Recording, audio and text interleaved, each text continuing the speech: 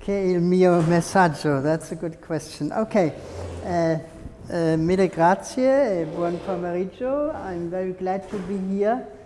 You see, as a historian of mathematics, I several times asked the SISM, that's the Società, Italiana, Storici Matematica, about cooperation, because in our meeting there are only one or two Italian people and the other way around. Italy and Germany are those two countries in Europe which have so much in common in relation to history of science, because of the history of both what is now the region of Germany and Italy, and the contacts throughout the centuries. And I think a much more intense cooperation would be of profit to all of us. Maybe I sit down and then, yeah, so whether this is a good title, Between East and West, I'm no longer sure, but I chose this some weeks ago. It's about Motor Terrae and Novus Mundus. Yeah, so Motor Terra versus against Ptolemy, the astronomer, and the other man, Vespucci, versus against Ptolemy, the geographer. There is a paper of 1943 called First Citizen of a New World Order by Louis Kapinski. And who was meant? Copernicus, yes, he was the first citizen of a new world order. What I like so much is citizen, in the sense he was not a king and he was not a professional of astronomy in the very narrow sense. He was just a citizen with many interests, and he created a new world order. And I think the first citizen of a new world order could be also framed for Vespucci.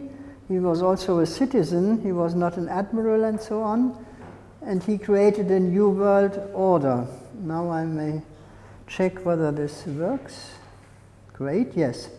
So this is, I haven't been there, this is the metro station in Hanover called Copernicusplatz, with a very nice drawing. I found this in the internet. I must say that in Germany you don't have so many Copernicusplätze or Copernicusstraßen, you see, and there is no particular event this year for the 550th anniversary of Copernicus. That's also, I must say, why I'm so glad to our Italian and Polish colleagues that you organize Copernicus conferences. Well, there were two, at least for me, interesting events in 2020. The book of, now I have learned, this is now Pietro Omodeo, which I will refer to very much. And the same year, a press release of the University of Rostock, and I will come back to this later. Yeah, this is Vespucci in Firenze. Now, this is a longer citation from this new book. In the foreword, Omodeo says, "The impact of Amerigo Vespucci's reports on the New World can hardly be overestimated. When Nicolaus Copernicus ignited the astronomical revolution through his epoch-making message that a radically different, mathematically founded vision of the cosmos was possible, he introduced his heliocentric theory as the astronomical counterpart of the geographical shift that had already been produced by Vespucci's announcement that another continent existed, a new world, according to the title of the latter's most famous work, Mundus Novus." What Copernicus said about Vespucci, this is also a citation from this book, and especially America, named after the ship's captain who found it. On account of its still undisclosed size, it is thought to be a second group of inhabited countries. So little reason have we to marvel at the existence of antipodes or antichthonies. Indeed, geometrical reasoning about the location of America compels us to believe that it is diametrically opposite the Ganges district of India. I think these two words, geometry and logical thinking and so on, these are common to these two people, Copernicus and Vespucci, to create this new world system in their way, and these two questions are very much related, and within the short time I just want to indicate a bit of these relations and try to read between my lines a bit, and maybe in the discussion we can go into detail. So this is the world how it was in 1492. This is the famous Erdapfel of Martin Beheim. Yes, what Vespucci knew about Copernicus or about his ideas, I'm not so sure about. His nephew was here in Padua. Maybe we can also discuss this later, but it's not so important what he knew about Copernicus, but what he thought about this heliocentric idea. And I think so. Vespucci was a real practical man. He had not studied. He was the son of a banker in Firenze, and he tried to learn what he had to know. He was not interested in big theory and philosophy. So, but with his practical experience, maybe he explored more of heliocentric ideas than many philosophers, and so. Well, okay, so I focus a bit on Amerigo Vespucci because Copernicus is the topic of many talks here. You see, the beginning of the conquest of Africa for me is always the Portuguese attack on Ceuta in 1415, and then another interesting date is when the Portuguese first reached the equator. This is exactly the birth year of Copernicus, and from this time on, you see, it was clear that this could not be India or China or Japan. So the Portuguese were in a much better condition. They could not go to India or China again because all this was south of the equator. Yes, so this is the playing with East and West. So Copernicus came from Poland to Italy. Vespucci went from Italy first to Spain and Portugal, and then to what I call here the far west, to America. Okay, I can, yeah. Vespucci was just a rich merchant who had enough money to go on sea, and he explored more or less the whole American East Coast. He gave the name to America. That's a very difficult expression. This is not true. It happened that the continent was named after him, and his own contribution was nearly nothing. I go a bit into detail in a few seconds. And what is very typical, at least for my reading of this history, when he went back to Sevilla, to Castile, he became the first piloto mayor. And this was the beginning of systematic Castilian, before it became part of Spain, the first systematic Castilian conquest at all. Before that, 1508, the Castilians, who had no experience in high sea navigation, just relied on Columbus, and that's all, more or less. Yeah, so Vespucci discovered and invented a new world in a sense, and he could study the southern sky. Maybe the first European who understood something about astronomy. And he has wonderful descriptions in his book. So now, very important, Vespucci made 4 voyages.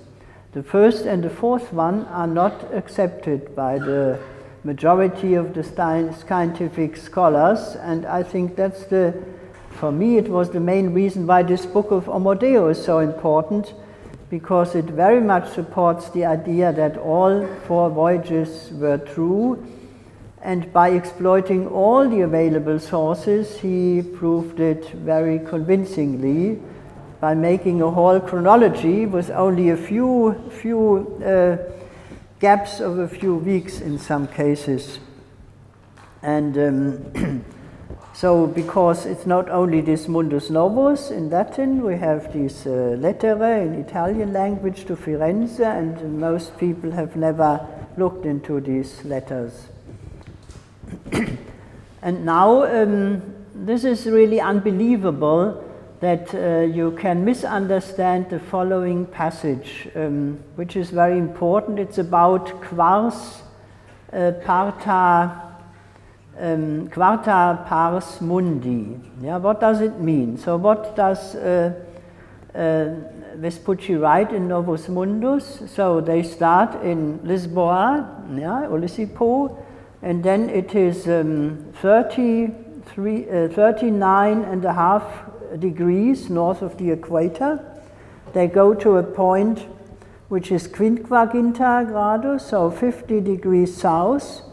And now together this is more or less 90 degrees. And now he says, que summa cum quartam partem obtineat summi circuli, manifestum est nos navigasse quartum mundi partem. So 90 is 360 divided by 4. So he does not mean that they found or conquered or whatever a new continent, a fourth continent, a fourth part of the world, but it's just 1/4 of the 300, the whole circle around the Earth. And this was already misunderstood by Ringmann and Waldseemüller in 1507, and is always misunderstood and misunderstood until now. So he never wanted to define a fourth continent in the sense of fourth part of the world. Yeah, altogether, this whole historiography on all these important people in the last 500 years was the case of national Portuguese, Spanish, Italian, French, English, German, national looking at history, and we have to try to get rid of all this and try to find the sources and so on. And of course here Polish is an important aspect in this whole category, not so much in the question of Vespucci. So just this is the sentence or part of the sentence where he defines it, novum mundum appellare licet. And then this is also an important sentence, that he is surprised and fascinated by these wonderful stars, constellations, figures in the sky, and he describes them. Also, for instance, not really understood in the German translation of the text. He uses a conjunction of Moon and Mars in order to measure his longitude. Now this is a complicated story with all these Mundus Novus texts. So the Italian text of Vespucci is lost. We have a Latin translation, and then this was translated further into many European languages. Now what happened in Rostock 3 years ago, they found another of these Mundus Novus texts, and going to the scientific publications, this is of Eula Papoi, Amerigo Vespucci's contribution to the modernization of cartographic representation in the Journal of Cartography and Geographic Information. The text is called Epistola Albericii de Novo Mundo, printed in Rostock in 1505. This is the only of all these Novus Mundus texts which has a map. And it's the oldest still existing map with globular projection with a complete coordinate grid. Yeah, here you see a picture. Now you may be, we could comment a lot on features of this map, but there is not time now. But of course it's not the new world, it's the old world, and it describes the way to India. So this was another interest which came up in Central Europe very early, to get commercial contacts to India. And there's another similar map printed in Nuremberg 1 year later, today in Frankfurt in the library. This is a text in German. Ja, den rechten Weg auszufahren von Lisboa in Calicut. So this is how to find your way from Portugal to India. Yes, what I tell you now is more or less known probably, but in order to get a bit of relation between Vespucci and Ptolemy and Copernicus.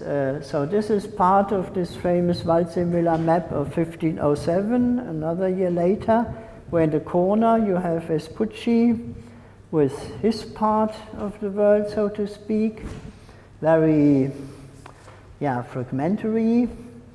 The whole map was sold to the United States of America as their birth document.